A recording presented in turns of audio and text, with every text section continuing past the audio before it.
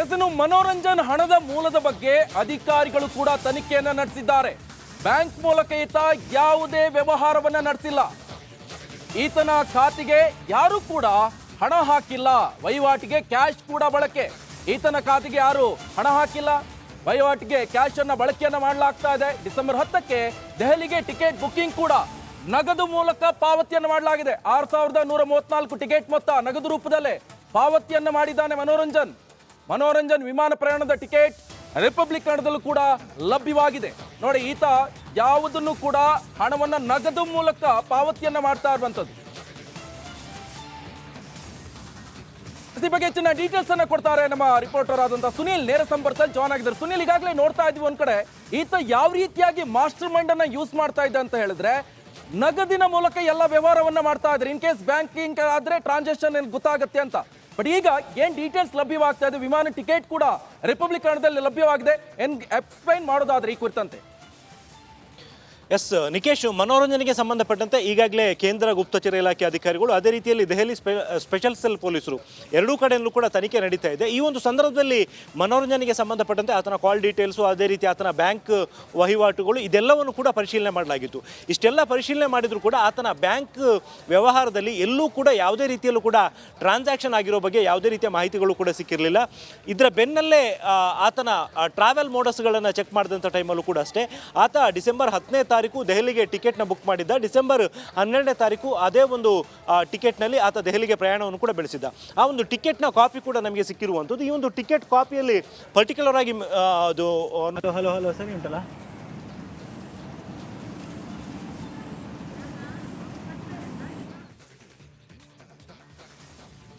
ಈಗಾಗಲೇ ಗಮನಿಸ್ತಾ ಇದ್ವಿ ಯಾವ ರೀತಿಯಾಗಿ ಈತ ಹಣವನ್ನ ಟ್ರಾನ್ಸಾಕ್ಷನ್ ಮಾಡದೆ ನಗದು ರೂಪದಲ್ಲಿ ಎಲ್ಲಾ ವಹಿವಾಟನ್ನ ನಡೆಸ್ತಾ ಇದ್ದ.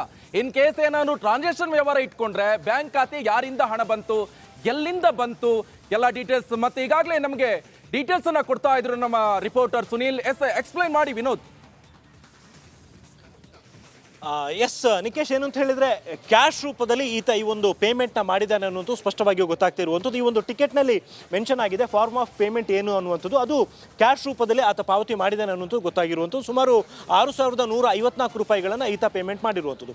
ಆ್ಯಂಡ್ ಇಲ್ಲಿ ಇನ್ನೂ ಸಾಕಷ್ಟು ಕ್ವಶನ್ಗಳಿರುವಂಥದ್ದು. ಅಂದರೆ ಈತನಿಗೆ ಬೇಸಿಕಲಿ ಯಾವುದೇ ರೀತಿಯ ಕೆಲಸಗಳು ಕೂಡ ಇರಲಿಲ್ಲ. ಆತನಿಗೆ ಸೋರ್ಸ್ ಆಫ್ ಇನ್ಕಮ್ ಅನ್ನುವಂಥದ್ದು ಕೂಡ ಯಾವುದೂ ಇರಲಿಲ್ಲ. ಆ್ಯಂಡ್ ಮನೆಯಲ್ಲಿ ಆತನ ತಂದೆ ಹೇಳಿದ್ದು ಕೇವಲ ನಾವೊಂದು 2000 ರೂಪಾಯಿ ಈ ರೀತಿ ಹಣವನ್ನು ಕೊಡ್ತಾ ಇದ್ದೀವಿ ಅಂತೇಳಿ. ಯಾವುದೇ ರೀತಿಯಲ್ಲೂ ಕೂಡ ಈತನಿಗೆ ಇನ್ಕಮ್ ಇಲ್ಲದೆ ಇದ್ರೂ ಕೂಡ ಈತ ಡೆಲ್ಲಿಗೆ ಟ್ರಾವೆಲ್ ಮಾಡೋದಕ್ಕೆ ಯಾರು ಹಣವನ್ನು ನೀಡಿದ್ರು ಅನ್ನುವಂಥದ್ದು. ಜೊತೆಗೆ 2013ರಲ್ಲಿ ಪಾಸ್ಪೋರ್ಟ್ ಮಾಡಿದ ಬಳಿಕ ಈತ ಸುಮಾರು 3 ರಿಂದ 4 ರಾಷ್ಟ್ರಗಳಿಗೂ ಕೂಡ ಹೋಗಿ ಬಂದಿದ್ದಾನೆ. ಕಾಂಬೋಡಿಯಾ, ಥಾಯ್ಲ್ಯಾಂಡ್, ಸಿಂಗಾಪುರ್ ಸೇರಿದಂತೆ ಬೇರೆ ಬೇರೆ ಕಡೆ ಹೋಗಿ ಬಂದಿದ್ದಾನೆ.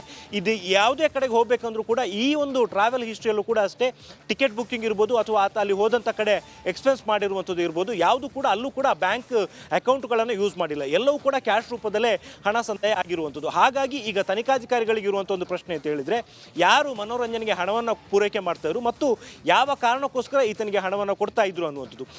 ಈಗಾಗಲೇ ಅವರು ತನಿಖೆ ನಡೆಸ್ತಾ ಇದ್ದ ಸಂದರ್ಭದಲ್ಲಿ ಯಾವ ಕಾರಣಕ್ಕೋಸ್ಕರ ಈತ ವಿದೇಶಗಳಿಗೆ ಹೋಗಿದ್ದ ಅನ್ನುವಂಥದ್ರ ಬಗ್ಗೆ ಕೂಡ ಮಾಹಿತಿಯನ್ನು ಕಲೆ ಹಾಕ್ತಿದ್ದಾರೆ. ಅದ್ರ ಜೊತೆಗೆ ಈತನಿಗೆ ಫಂಡಿಂಗ್ ಮಾಡ್ತಾ ಇರುವಂಥದ್ದು ಯಾರು ಅನ್ನುವಂಥದ್ದು ದೊಡ್ಡ ಪ್ರಶ್ನೆಯಾಗಿ ಉಳ್ಕೊಂಡಿರುವಂಥದ್ದು. ಈ ಸಂಬಂಧಪಟ್ಟಂತೆ ಒಂದು ಹೆಚ್ಚಿನ ಮಾಹಿತಿಯನ್ನು ಈಗ ತನಿಖಾಧಿಕಾರಿಗಳು ಕಲೆ ಹಾಕ್ತಾ ಇರುವಂಥದ್ದು. Nikesh, okay, thank you Sunil ನಿಮ್ಮೆಲ್ಲ ಡೀಟೇಲ್ಸ್ಗೆ.